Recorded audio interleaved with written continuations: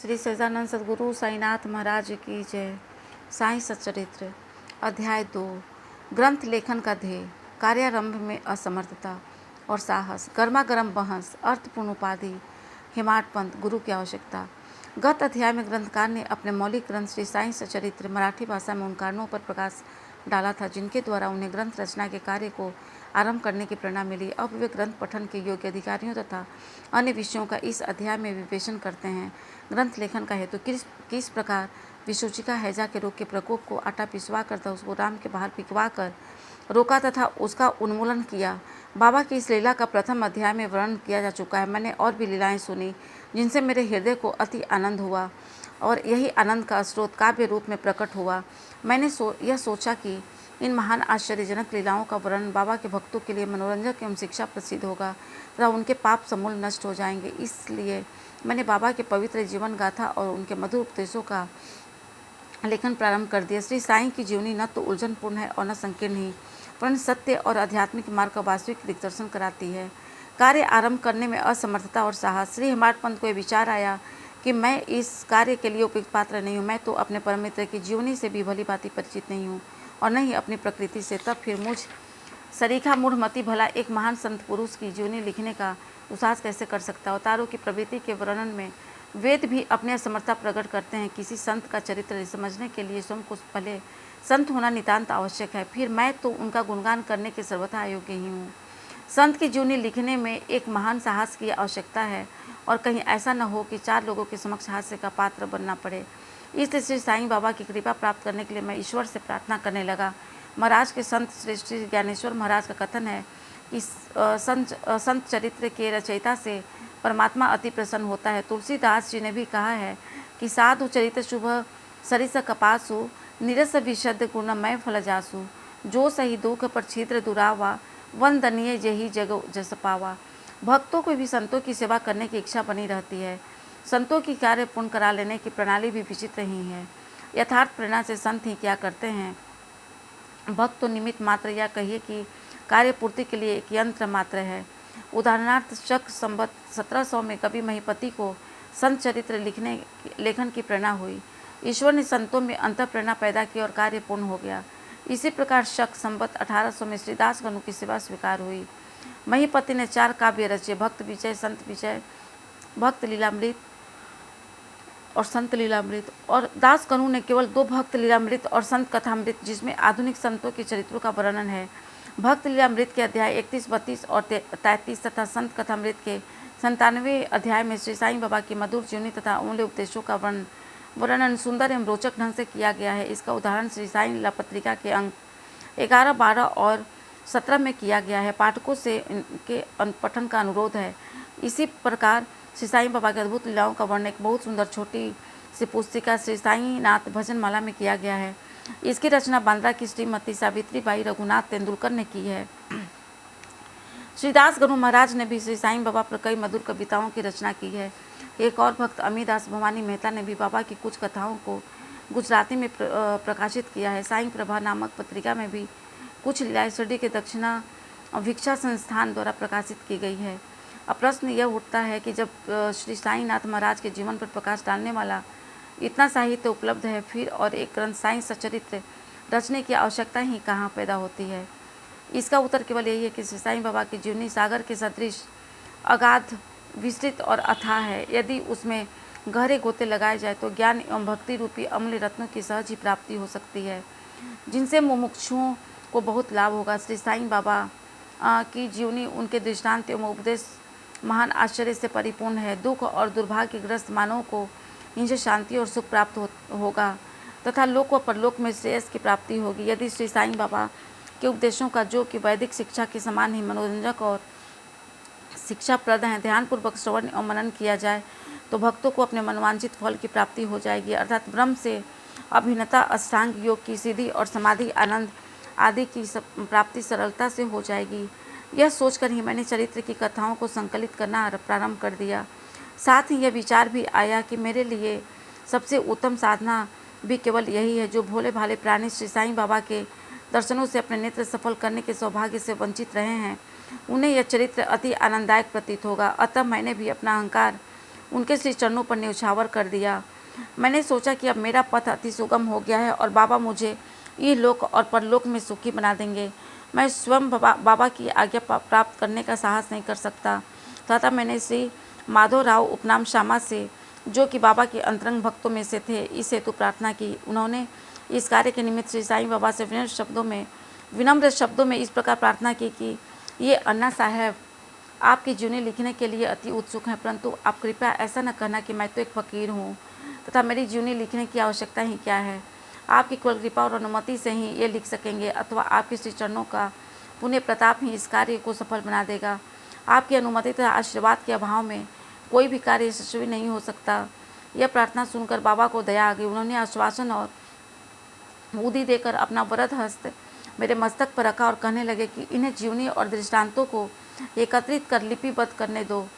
मैं इनकी सहायता करूंगा। मैं स्वयं ही अपनी जीवनी लिखकर भक्तों की इच्छा पूर्ण करूंगा, परंतु इनको अपना अहम त्याग कर मेरी शरण में आना चाहिए। जो अपने जीवन में इस प्रकार आचरण करता है उसकी मैं अत्यधिक सहायता करता हूँ। मेरी जीवन कथाओं की बात तो सहज है, मैं तो इन्हें घर बैठे अनेक प्रकार से सहायता पहुँचाता हूँ। जब इनका अहम पूर्णतः नष्ट हो जाएगा और खोजने पर लेश मात्र भी न मिलेगा, तब मैं इनके अंतःकरण में प्रकट होकर स्वयं ही अपनी जीवनी लिखूंगा। मेरे चरित्र और उपदेशों के श्रवण मात्र से भक्तों के हृदय में श्रद्धा जागृत होकर सरलतापूर्वक आत्मानुभूति एवं परमानंद की प्राप्ति हो जाएगी। ग्रंथ में अपने मत का प्रतिपादन और दूसरों का खंडन तथा अन्य किसी विषय के पक्ष या विपक्ष में व्यर्थ के वाद विवाद की कुचेष्टा नहीं होनी चाहिए। अर्थपूर्ण उपाधि हेमाड पंत। वाद विवाद शब्द से हमको स्मरण हुआ है कि मैंने पाठकों को वचन दिया है कि हेमाड पंत उपाधि किस प्रकार प्राप्त हुई इसका वर्णन करूंगा। अब मैं उसका वर्णन करता हूँ। श्री काका साहेब दीक्षित व नाना साहेब चंद्रोकर अपने अति घनिष्ठ मित्रों में से थे। उन्होंने मुझे शिरडी जाकर श्री साईं बाबा के दर्शनों का लाभ उठाने का अनुरोध किया। मैंने उन्हें वचन दिया, परंतु कुछ बाधा आ जाने के कारण मेरी शिरडी यात्रा स्थगित हो गई। मेरे एक घनिष्ठ मित्र का पुत्र लोनावला में रोगग्रस्त हो गया था। उन्होंने सभी संभव आदि भौतिक और आध्यात्मिक उपचार किए, परंतु सभी प्रकार निष्फल हुए और ज्वर किसी प्रकार भी कम न हुआ। अंत में उन्होंने अपने गुरुदेव को उसके सराहने बिठलाया, परंतु परिणाम पूर्वत ही हुआ। यह घटना देखकर मुझे विचार आया कि जब गुरु एक बालक के प्राणों की भी रक्षा करने में समर्थ है, तब उनकी उपयोगिता ही क्या है, और जब मैं उनमें कोई सामर्थ्य ही नहीं, तब फिर शिरडी जाने का से क्या प्रयोजन।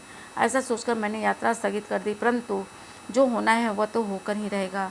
और इस प्रकार हुआ। प्रांताधिकारी नाना साहब चंदोरकर बसई के दौरे पर जा रहे थे। वे ठाना से दादर पहुंचे तब बसई जाने वाली गाड़ी की प्रतीक्षा कर रहे थे। उसी समय बांद्रा लोकल आ पहुंची, जिसमें बैठकर वे बांद्रा पहुंचे तथा शिरडी यात्रा स्थगित करने के लिए मुझे आड़े हाथों लिया।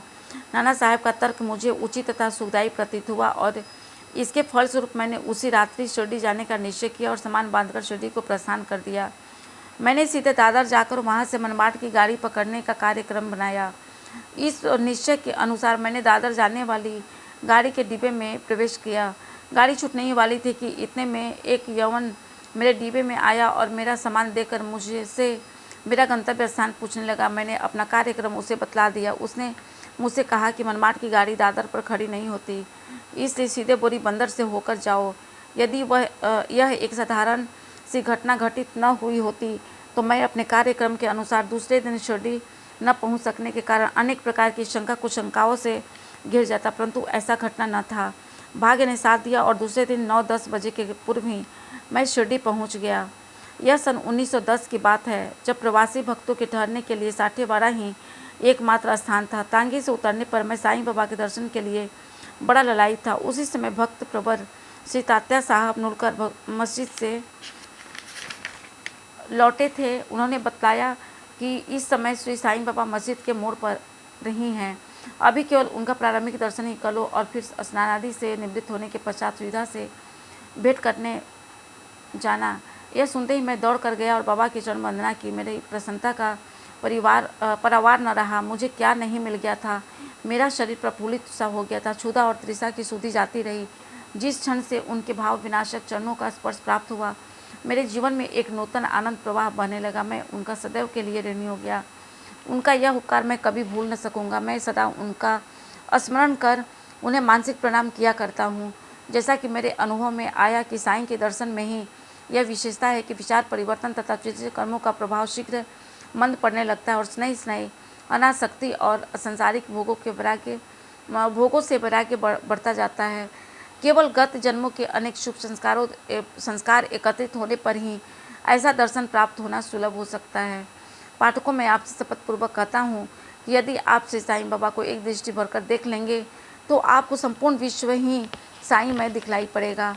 शिरडी पहुँचने के प्रथम दिन ही बाला साहब तथा मेरे बीच गुरु की आवश्यकता पर वाद विवाद छिड़ गया। मेरा मत था कि स्वतंत्रता त्याग कर प्राधीन क्यों होना तथा जब कर्म करना ही पड़ता है तब गुरु की आवश्यकता ही कहाँ रही। प्रत्येक को पूर्ण प्रयत्न कर स्वयं को आगे बढ़ाना चाहिए। गुरु शिष्य के लिए करता ही क्या है, वह तो सुख से निद्रा का आनंद लेता है। इस प्रकार मैंने स्वतंत्रता का पक्ष लिया और बाला साहब ने प्रारब्ध का। उन्होंने कहा कि जो विधि लिखित है वह घटित होकर रहेगा। इसमें उच्च कोटि के महापुरुष भी असफल हो गए हैं। कहावत है कि मेरे मन कछु और है, विधाता के कछु और।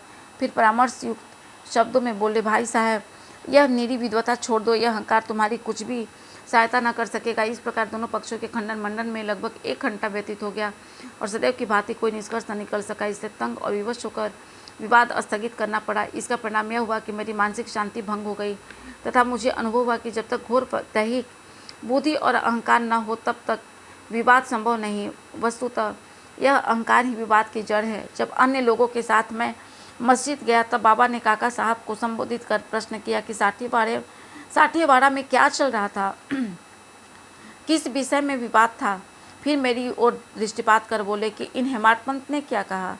यह सब सुनकर मुझे अधिक अचंभा हुआ। साठीवाड़ा और मस्जिद में पर्याप्त अंतर था। सर्वत्र या अंतर्यामी होते हुए बिना बाबा को विवाद का ज्ञान कैसे हो सकता था।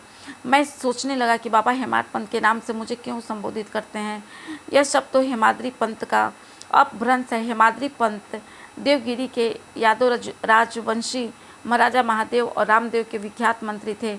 वे उच्च कोटि के विद्वान, उत्तम प्रकृति और चतुर्वर्ग चिंतामणि, जिसमें आध्यात्मिक विषयों का विवेचन है, और राज प्रशस्ति जैसे उत्तम काव्यों के रचयिता थे। उन्होंने ही हिसाब किताब रखने की नवीन प्रणाली का आविष्कार किया था और बस वही खाते की पद्धति को जन्म दिया था। और कहा मैं इसके विपरीत एक अज्ञानी, मूर्ख और मंदमती हूँ।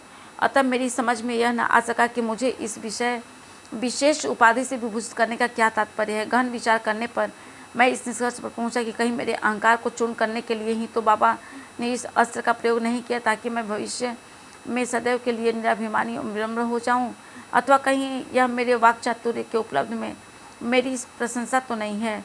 भविष्य पर दृष्टिपात करने से प्रतीत होता है बाबा के द्वारा हेमाडपंत की उपाधि से विभूषित करना कितना अर्थपूर्ण और भविष्य गोचर था।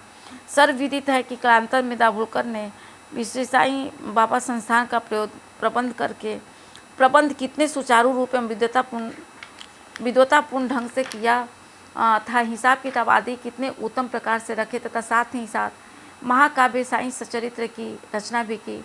इस ग्रंथ में महत्वपूर्ण और आध्यात्मिक विषयों जैसे ज्ञान, भक्ति, वैराग्य, शरणागति व आत्मनिवेदन आदि का समावेश है।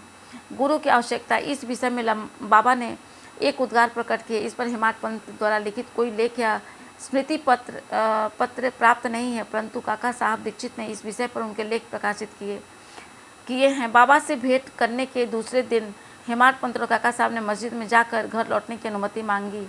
बाबा ने स्वीकृति दे दी। किसी ने प्रश्न किया, बाबा कहाँ जाएं? उत्तर मिला, ऊपर जाओ। प्रश्न, मार्ग कैसा है? बाबा, अनेक पंथ है, यहाँ से भी एक मार्ग है, परंतु यह मार्ग दुर्गम है तथा सिंह और भेड़िया भी निकलते हैं। काका साहब, यदि पथ प्रदर्शक भी साथ हो तो बाबा, तब कोई कष्ट न होगा। पथ प्रदर्शक तुम्हारी सिंह, भेड़ियों और कंदकों से रक्षा कर तुम्हें सीधे निर्दिष्ट स्थान पर पहुंचा देगा, परंतु उसके अभाव में जंगल में मार्ग भूलने या गड्ढे में गिर जाने की संभावना है। दाभोलकर भी उपयुक्त प्रश्न के आधार पर वहां उपस्थित थे। उन्होंने सोचा कि जो कुछ बाबा कह रहे हैं, गुरु की आवश्यकता ही क्यों है। इस प्रश्न का उत्तर है साईं लीला भाग 1 संख्या 5 व पृष्ठ 47 के अनुसार। उन्होंने सदा के लिए मन में यह गांठ बांध ली कि अब कभी इस विषय पर वाद विवाद नहीं करेंगे। कि स्वतंत्र या परतंत्र व्यक्ति आध्यात्मिक विषयों के लिए कैसा सिद्ध होगा। प्रत्युत इसके विपरीत यथार्थ में परमार्थ लाभ केवल गुरु के उपदेश पालन में ही निहित है। इन उपदेशों का वर्णन मूल काव्य ग्रंथ के इसी अध्याय में किया गया है, जिसमें लिखा है कि राम और कृष्ण महान अवतारी होते हुए भी आत्मानुभूति के लिए राम को अपने गुरु वशिष्ठ और कृष्ण को अपने गुरु संदीपनी के शरण में जाना पड़ेगा। इस मार्ग को उन्नति प्राप्त करने के लिए केवल श्रद्धा और धैर्य यही दो गुण सहायक है। श्री सद्गुरु साईनाथ अर्पणमस्तु। शुभम भवतु। श्री सच्चिदानंद सद्गुरु साईनाथ महाराज की जय। श्री सच्चिदानंद